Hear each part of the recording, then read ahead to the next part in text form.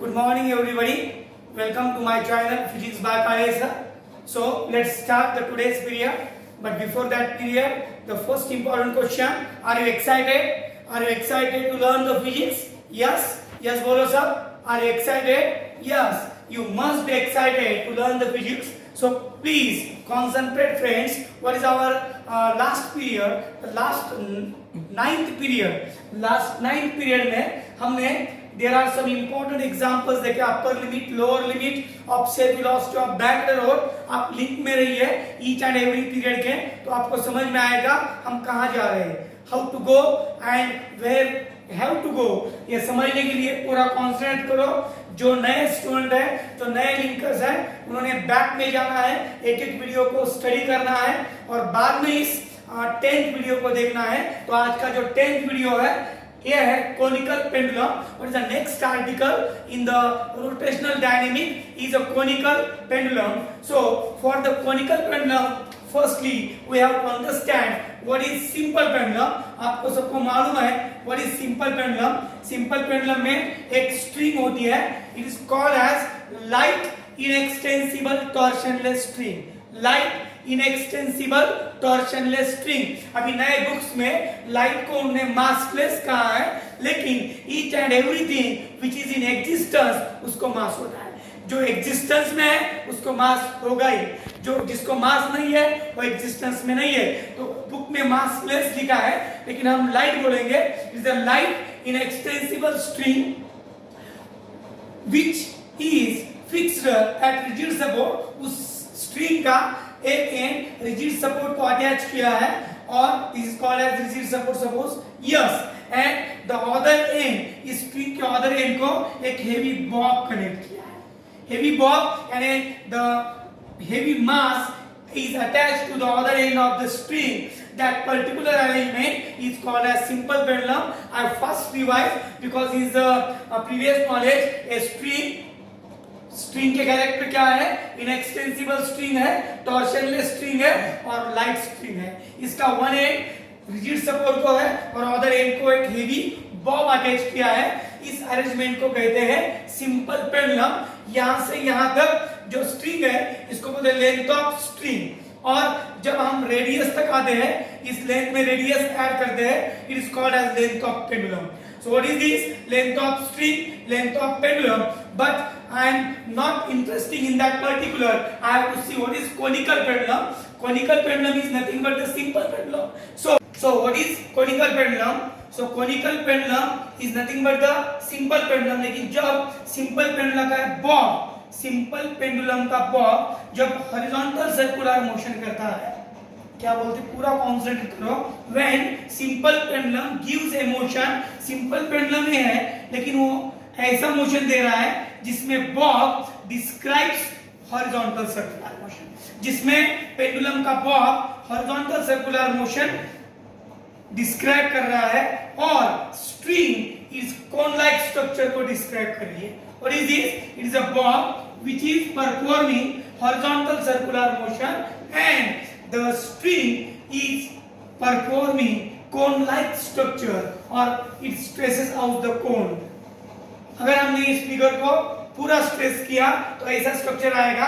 What is understanding? Suppose the simple pendulum, और जो simple pendulum जब ऐसा मोशन करेगा, इसमें बॉब हॉरिजॉन्टल सर्कुलर मोशन कर रहा है और स्ट्रिंग कोन-लाइक स्ट्रक्चर को ट्रेस कर रही है, तो इसी सिंपल पेंडुलम को हम कहेंगे conical pendulum. What is understanding? Simple pendulum की अंडरस्टैंडिंग मिली आपको. इसके बाद व्हाट इज कोनिकल पेंडुलम?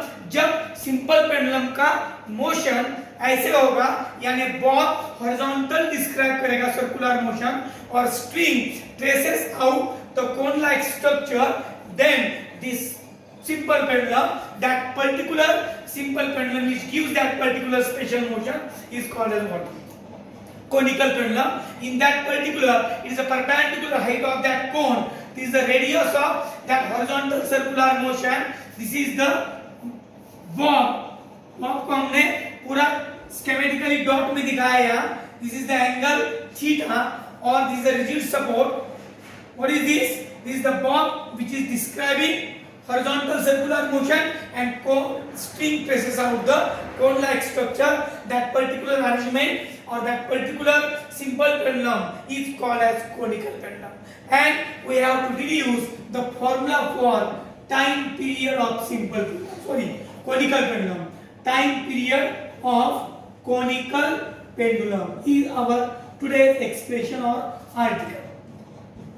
लेकिन firstly we understood what is the definition. The simple pendulum which gives a motion. A simple pendulum which gives a motion in which bob describes horizontal circular motion and string traces out cone-like structure. That simple pendulum is called as conical pendulum. And today we are interested in time period. For that purpose, we concentrate what is the geometry behind that conical pendulum. So this is the bob whose weight is always vertically downward. Any weight vertically downward होता है. इस string में एक tension है due to the weight. This is the tension T0 बोलेंगे हम. What is this tension in the string? This is the radius of horizontal circular motion. यानी the mass of bob. G is acceleration due to gravity. Understanding क्या है? जब ये bob horizontal circular motion start करेगा यानी conical pendulum जब अपना motion देगा तो यहां इस बॉब पे तीन फोर्स एक्ट होते हैं. What is the one force? One is the weight of bob which is vertically downward, which is the compulsory force which is always present with any body. Its weight which is vertically downward. Secondly, अगर हमने यहाँ की frame non inertial में imagine की, अगर non inertial frame होगी तो यहाँ एक सेंट्रीफ्यूगल फोर्स होगा यह. और तीसरा इंपॉर्टेंट फोर्स है टेंशन इन द स्ट्रिंग. तीन फोर्स मैंने यहाँ कंसर्न किए हैं. एक वेट ऑफ बॉब, एक centrifugal force if the frame is non inertial and tension in the string which is toward the rigid support. कभी भी टेंशन की direction, what is the tension? Due to that weight that string possesses some tension and that tension is along the string and towards the rigid support. ये tension की direction है, ये centrifugal force है और ये wait है. Out of these three forces, the tension T0 is resolved into two mutually perpendicular components. अगर ये थीटा है तो ये भी थीटा होगा, तो यहाँ होगा T0 cos थीटा और ये कंपोनेंट होगा T0 sin theta.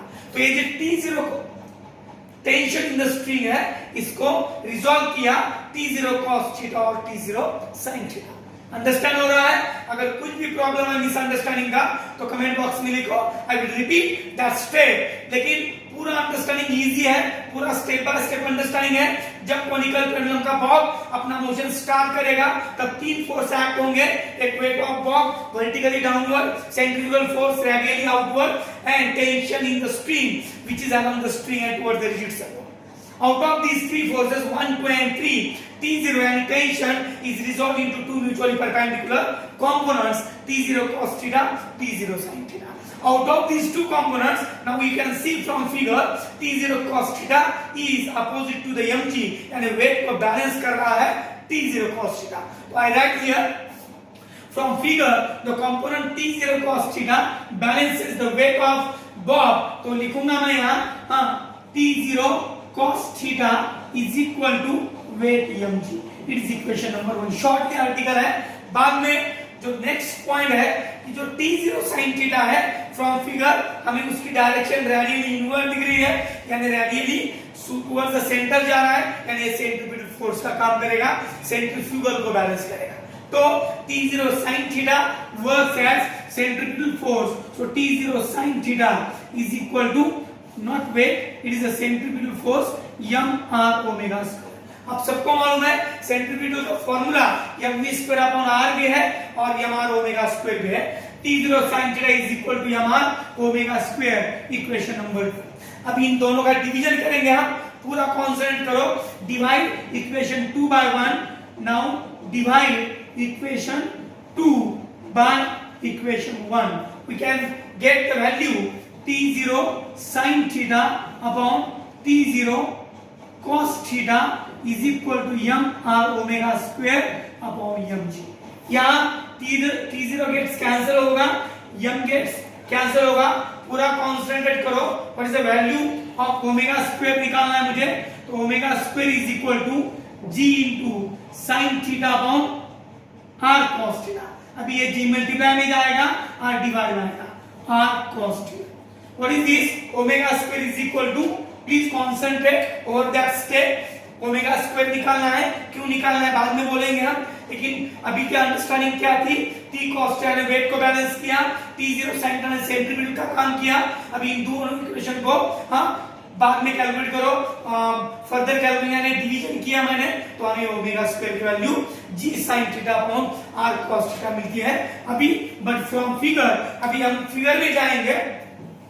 In figure को हमने देखा तो SOB, यहां हम B लिखेंगे, SOB इस ट्रायंगल में ये जो R है, जिसे हमें पुट अप करनी है वैल्यू, तो R की वैल्यू निकालने के लिए मैं इस ट्रायंगल में जाके sin थीटा का फॉर्मूला लिखूंगा, क्योंकि sin थीटा में अपोजिट साइड R होती है।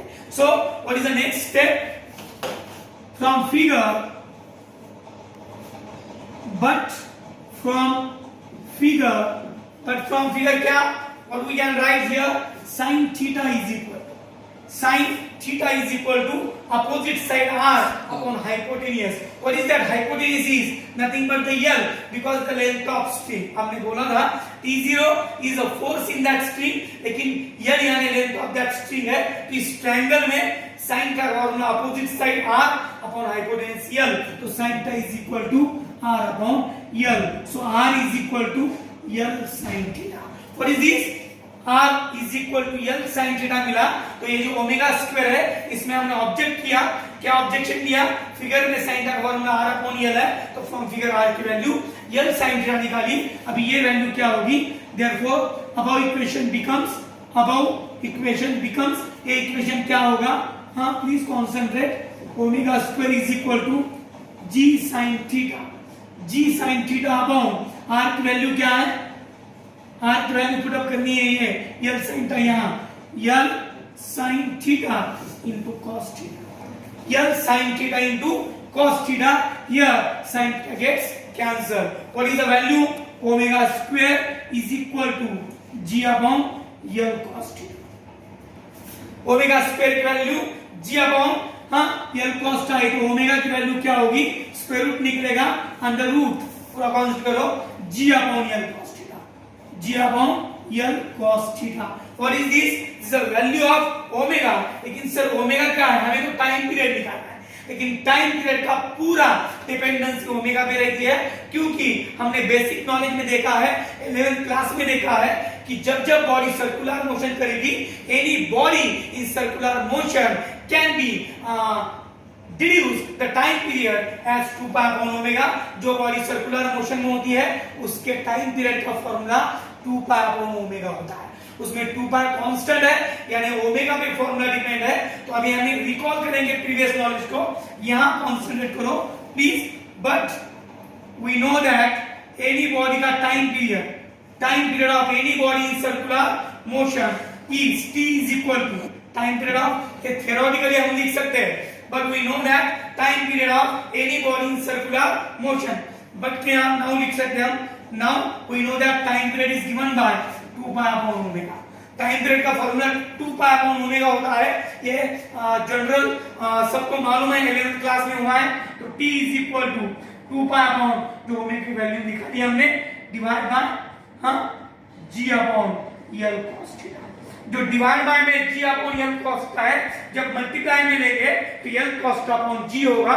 तो पूरा कांस्टेंट करो, लास्ट स्टेप हम यहां लिखेंगे। What is the last one step, क्या है हमारी, T is equal to 2 pi upon under root G upon L cos theta, तो 2 pi into under root L cos theta upon G आएगा। इसमें कॉन्सेंट्रेट करना है, what is L, it is the length of string or length of pendulum, what is the theta, here is the theta is the angle of inclination in that conical pendulum and G is the acceleration due to gravity। आपके पास अगर angle होगा inclination का और length of pendulum होगा, length of string होगा, तो आप क्या कैलकुलेट कर सकते हैं, time period of conical pendulum। This is the expression for time period of conical pendulum, जिसमें L cos theta upon G ये फॉर्मूला है।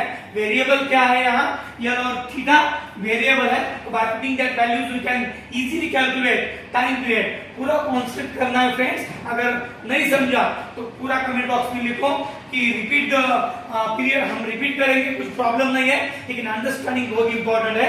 अभी this is the time period of conical pendulum, और इससे अगर आपको फ्रीक्वेंसी मिलेगी, टाइम पीरियड का मीनिंग क्या है, तो ये जो हॉरिजॉन्टल सर्कुलर मोशन करने वाला बॉब है, इस बॉब को एक रिवोल्यूशन करने के लिए जितना टाइम लगेगा, the time required to bob to complete one revolution is called as time period of that conical pendulum। और हमने फॉर्मूला निकाला 2 under root L cos upon G, और इससे हम फ्रीक्वेंसी निकालेंगे। फ्रीक्वेंसी सबको मालूम है, टाइम पीरियड और frequency are reciprocal of each other. अगर आपको कोनिकल पेंडुलम का टाइम पीरियड मालूम हुआ तो हम अभी टाइम पीरियड से फ्रीक्वेंसी भी निकाल सकते हैं। Now by relation what is this, frequency n is equal to 1 by t। तो t का फॉर्मूला रेसिप्रोकल लो, t का तो आपको फ्रीक्वेंसी मिलेगा, तो 2 पाई को रेसिप्रोकल 1 by 2 पाई और under root g upon L cos theta. This is the formula for frequency of conical pendulum. So this is the time period of conical pendulum, this is the frequency of conical pendulum। So in that topic, in that particular period, friends, we see what is mean by simple pendulum, what is mean by conical pendulum, what is the time period of conical pendulum, and what is the frequency of conical pendulum। These are the very much important formulas, expressions for numericals as well as theory questions। So please keep it up and concentrate। घर पे repeat में देखो, concentration का theory थोड़ा books का use करके लिख सकते हैं, लेकिन पूरा एक्सट्रैक्ट जो है आर्टिकल का मैंने अंडरस्टैंड किया है। अगर नहीं समझा कमेंट बॉक्स में लिखो। अगर इस वीडियो को आप पसंद करते हो तो लाइक करो, सब्सक्राइब करो और ऑल फ्रेंड्स को शेयर करो। जो 12 साइंस में है, जो बिफोर 11th में आएंगे, 10 पास आउट हुए उनको भी सेंड करो। Is a very easy understanding.